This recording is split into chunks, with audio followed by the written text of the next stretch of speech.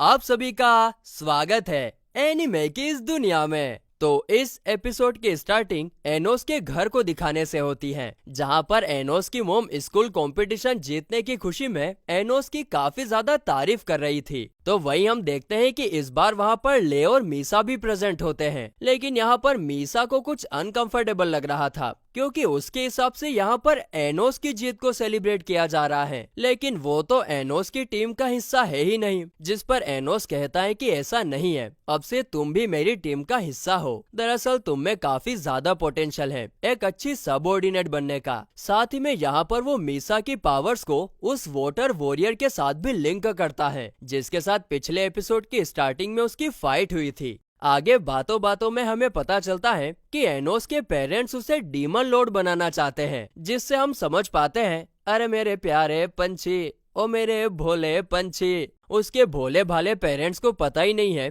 कि एनोस ऑलरेडी एक demon king है। तो वहीं डिनर के बाद साशा और मीशा एनोस की मोम के साथ एनोस के बचपन के फोटोज देख रहे थे। उन्हें यकीन ही नहीं हो रहा था कि एनोस का सच में 1 महीने पहले ही जन्म हुआ है। साथ ही में हमें यहाँ पर यह भी पता चलता है कि जब एनोस उसकी माँ के पेट में था तब उसकी माँ को बहुत ज्यादा कॉम्प्लिकेशंस आई थी। लेकिन भगवान की कृपा और उसके पेरेंट्स की दुआओं की वजह से उसका जन्म ठीक तरीके से हो गया था। तो दूसरी तरफ हम ले और मीसा को बात करते हुए देखते हैं। मीसा यहाँ पर ले को थैंक्स बोलती है क्योंकि उसकी वजह से आज वो एनोस की टीम को ज्वाइन कर पाई है, लेकिन यहाँ पर ले को तो बुरा लग रहा था क्योंकि फैन क्लब की बाकी लड़कियां टीम ज्वाइन नहीं कर पाई थी। और ये सुनकर मीसा को भी काफी अजीब लगता है क्योंकि ले एक रॉयल फैमिली से बिलोंग करता है और रॉयल कभी भी हाइब्रिड्स के बारे में इतना अच्छा नहीं सोचते हैं। जिस पर ले कहता है कि मैं रॉयल्स और हाइब्रिड को नहीं मानता, मेरे लिए सब एक समान है और मैं सिर्फ अपनी तलवारबाजी में यकीन करता हूँ।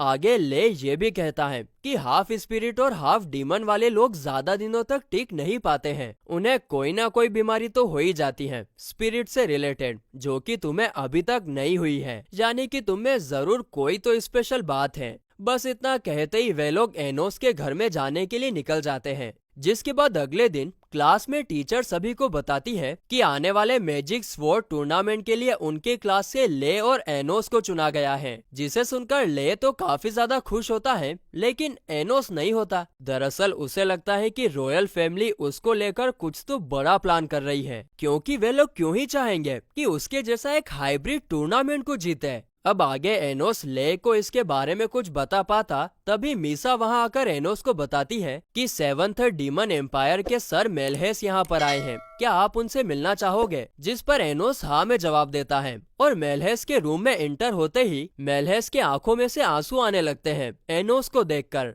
और फिर वो घुटनों के बल बैठकर एनोस को डीमन किंग एनोस कहकर पुकारता है। ये देखकर एनोस उससे पूछता है कि क्या तुम्हें सच में मैं याद हूँ? जिस पर मेलहेस कहता है, जी नहीं मास्टर, दरअसल 2000 साल पहले ही किसी ने मेरी मेमोरीज को मिटा दिया था, लेकिन मेरी सोर्स को आप अभी भी अच्छी तरीके से याद हो और उसी के कारण मैं आपको पहचानने में कामयाब हो पाया। इस पर एनोस उससे पूछता है कि क्या हुआ था 2000 साल पहले, जिस पर मेलहेस बताता है कि 2000 साल पहले ठीक आपके सेक्रीफाइस के बाद किसी ने मुझ पर अटैक किया और फिर अगले ही पल मेरी आंखें जंगल में खुली, और वो भी आपके क्रिएट किए हुए बैरियर के दूसरी तरफ। और इस वक्त तक मुझे मेरे पास्ट के बारे में कुछ भी याद नहीं था, यानी कि मेरी मेमोरीज पहले ही मिटा दी गई थी। जिसके बाद तो मुझे डीमन वर्ल्ड में वापस आने के लिए 100 साल लग गए, और जब मैं वापस आया तो डीमन किंग का नाम बदल चुका था और मुझे पता नहीं कि ऐसा किसने किया। आगे एनोस उससे मैजिक स्वॉर्ड टूर्नामेंट के बारे में पूछता है कि क्या उसने उसका नाम सजेस्ट किया है, जिस पर मेलहेस कहता है कि नहीं, लेकिन ये जरूर रॉयल फैमिलीज का किया कराया होगा। शायद वो आपको टूर्नामेंट में हराकर हाइब्रिड्स को नीचा दिखाना चाहते हैं और वो इसके लिए किसी भी हद तक जा सकते हैं।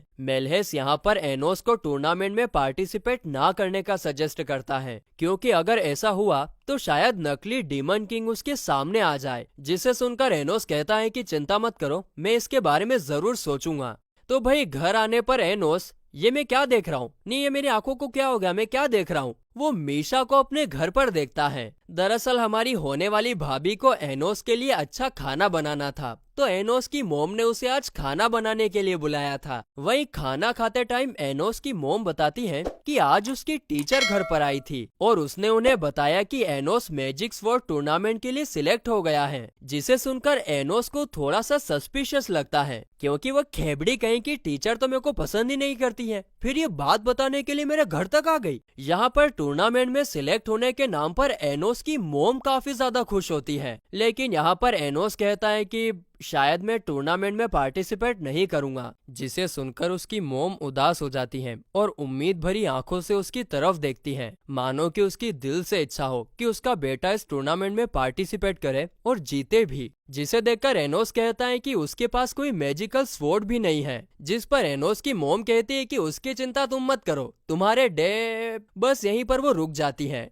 जिसे सुनकर मीशा और एनोस दोनों को शक होता है, कुछ तो गड़बड़ है दया। आगे डिनर खत्म होने के बाद एनोस मीशा को इतना अच्छा खाना बनाने के लिए थैंक्स बोलता है और वो कहता है कि मैं तुम्हारे लिए क्या कर सकता हूँ, जिस पर मीशा पहले तो मना करती है, लेकिन एनोस के फोर्स करने पर वो कहती है कि मैं कहीं बाहर जाना चाहती हूँ, जिसके रिप्लाई में एनोस कहता है जो हुकुम मेरे आका, हम स्कूल के बाद बाहर घूमने के लिए जाएंगे। और फिर अगले दिन वो दोनों मॉडल क्रिएशन शॉप में आते हैं, जो कि मीशा की फेवरेट जगह होती है, क्योंकि वे लोग अपनी मर्जी से यहाँ पर कोई भी मॉडल बना सकते हैं। और यहाँ पर शॉप की ओनर भी मीशा को काफी अच्छे से जानती थी। जिसके बाद वे दोनों वर्कशॉप में आते हैं, जहाँ पर मीशा मैजिक का यूज करके एनोस के घर पर जब वे लोग डिनर कर रहे थे उसका मॉडल क्रिएट करके देखती है, जो कि वो साशा को गिफ्ट देने वाली है। इसके बाद एनोस भी मॉडल बनाने लगता है और जब ओनर उसे देखती है तो वो पूरी तरीके से चौंक जाती है, क्योंकि एनोस ने इस पूरी सिटी का मॉडल बनाया था, वो भी एक अंगूठी जितनी जगह में। जिसे देखकर तो ओनर उसे मुंह बोली रकम में वो मॉडल खरीदने की बात करती है, लेकिन एनोस कहता है कि ये बेचने के लिए नहीं है बाबू मोशाय।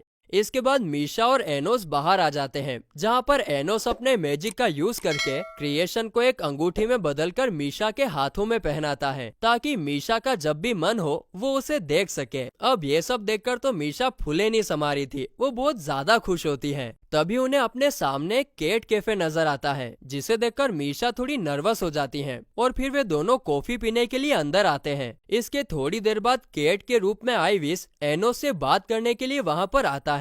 दरअसल एनोस ने आइविस को मेलहेस और टूर्नामेंट पर नजर रखने के लिए कहा था। आगे आइविस एनोस को बताता है कि जो कोई भी टूर्नामेंट को कंट्रोल कर रहा है उसका लिंक सिटी हॉस्पिटल से जुड़ा हुआ है। हाँ, लेकिन वो है कौन वो मैं अभी तक डिस्कवर नहीं कर पाया हूँ। अब ये सब बताने के बाद आइविस वहाँ से चला जाता है और ये दोनों घूमते घूमते सिटी हॉस्पिटल तक आते हैं, लेकिन यहाँ पर अपनी डिमोनिक आइज से स्कैन करने पर भी एनोस को कुछ स्पेशल पता नहीं चलता है। तभी एंट्री होती है ले की और एनोस के पूछने पर वो बताता है कि यहाँ पर उसकी मोम एडमिट है, जिस पर एनोस कहता है कि अगर डॉक्टर उन्हें ठीक नहीं कर पा रहे हैं तो मैं अपने हीलिंग मैजिक से उन्हें ठीक कर सकता हूँ। लेकिन ले मना करके अंदर जाने लगता है और तभी एनोस उसे बताता है कि शायद मैं टूर्नामेंट में पार्टिसिपेट नहीं कर पाऊंगा, पर इससे ले को कुछ खास फर्क पड़ता नहीं है। और ये बात इन दोनों को भी थोड़ी अजीब लगती है, क्योंकि आज ले बिल्कुल अलग ही बर्ताव कर रहा है। इसके बाद अगले सीन में हम ले को उसकी बीमार माँ के साथ देखते हैं। उनकी हालत तो कुछ ज्यादा ही खराब लग रही थी।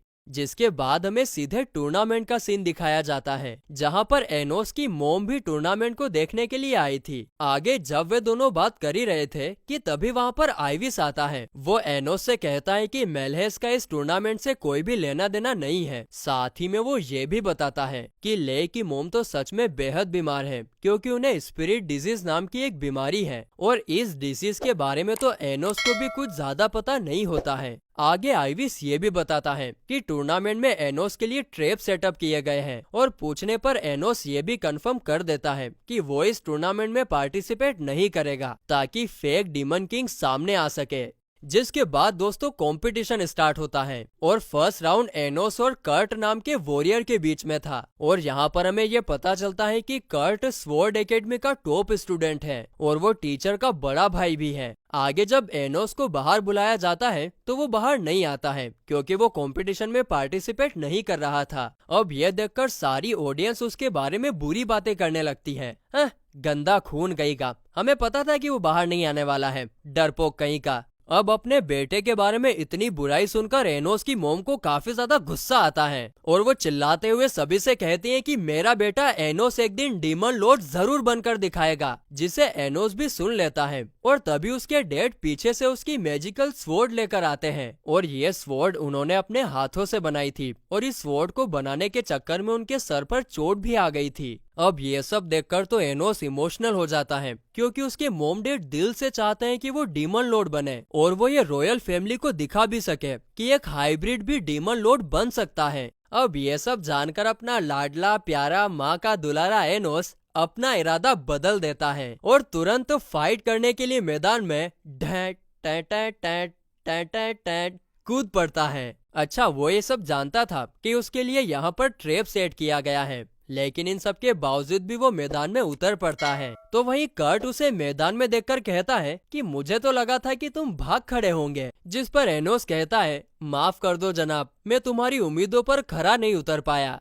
और फिर आखिरी सीन में हमें ले को उदास बैठा हुआ दिखाया जाता है और बैकग्राउंड में कर्ट कंपटीशन स्टार्ट करने के लिए कहता है। और इसी के साथ ही ये एपिसोड यहीं पर खत्म होता है।